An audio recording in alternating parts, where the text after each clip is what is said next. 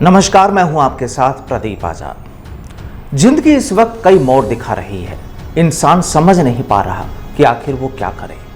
एक तरफ परिवार की चिंता तो एक तरफ रोजगार से नाता टूट रहा है।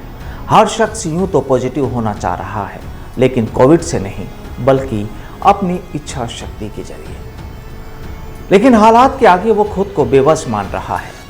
चलिए आज आपको दो उन खबरों से रूबरू कराते हैं जो शायद जिंदगी का एक नया फलसफा हमें दे जाए।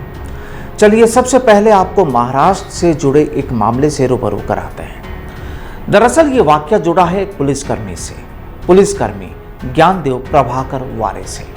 ये एक ऐसी शख्सियत है जिसे वाकई सैल्यूट करना चाहिए।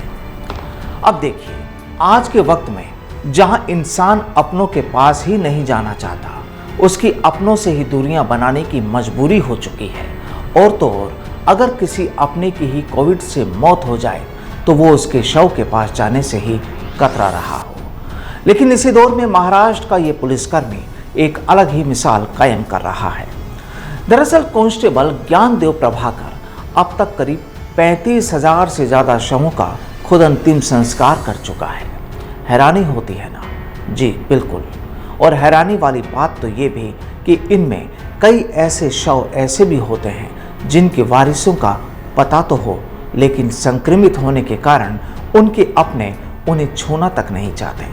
और उन शवों का अंतिम संस्कार भी कांस्टेबल ज्ञानदेव करते रहते हैं। ज्ञानदेव तारदेव पुलिस स्टेशन में कार्यरत है। ज्ञानदेव अगर शव हिंदू का होता है तो उसे पूरे रीति रिवाजों से शमशान में जलाते हैं, और अगर शव मुसलमान का होता है तो उसे कब्रिस्तान में दफनाते हैं।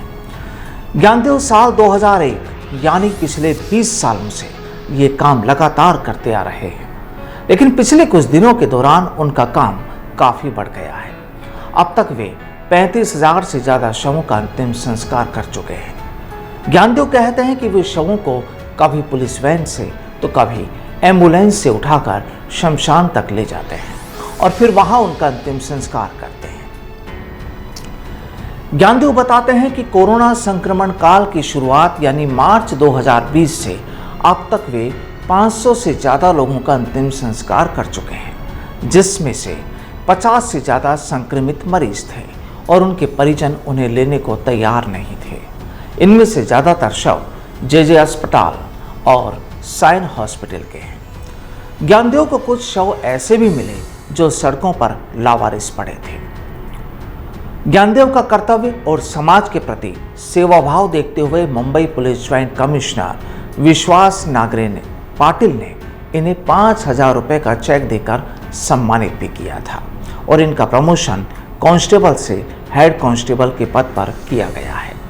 और ख़ास बात तो ये भी कि इनका जो परिवार है वो परिवार वाले भी उनके इस काम में पूरी तरह से उनका साथ दे रहे हैं। वाकई सैल्यूट है ज्ञानदेव जी को। तो चलिए अब आपको एक दूसरे मामले से भी रूबरू कराते हैं। अब ये सच्चाई जुड़ी है उत्तर प्रदेश से, जहां पुलिस अपना फर्ज तो अदा करना चाहती है लेकिन वो बेबस है। जहां वो कॉल आने पर पहुंचती है तो लोग उसे मसीहा मानते हैं उम्मीदों के साथ, लेकिन हालात तो पुलिस के भी साथ नहीं दे रहे। आपको कहानी बताते हैं पूरी। दरअसल यूपी की पुलिस हेल्पलाइन 112 नंबर पर हर रोज करीब 30,000 से ज़्यादा कॉल पहुंच रही है, जिसमें 70% से ज़्यादा लोग अस्पताल में भर्ती करवाने और ऑक्सीजन सिलेंडर मुहैया करवाने की गुहार पुलिस से लगा रहे हैं। डायल 112 के कर्मचारियों के मुताबिक मार्च के आखिरी सप्ताह तक प्रदेश भर से रोजाना औसतन 15 से 20,000 कॉल आती थी, लेकिन 10 अप्रैल के बाद अचानक ये आंकड़ा बढ़कर 30,000 तक पहुंच गया। उनका कहना है कि इनमें से 30% शिकायत आपसी विवाद, चोरी और अन्य आपराधिक मामलों से जुड़ी होती है, लेकिन 70% लोग कॉल करके पुलिस से ऑक्सीजन सिलेंडर मुहैया करवाने या किसी कोरोना मरीज को अस्पताल में दाखिल करवाने की गुहार लगाते हैं।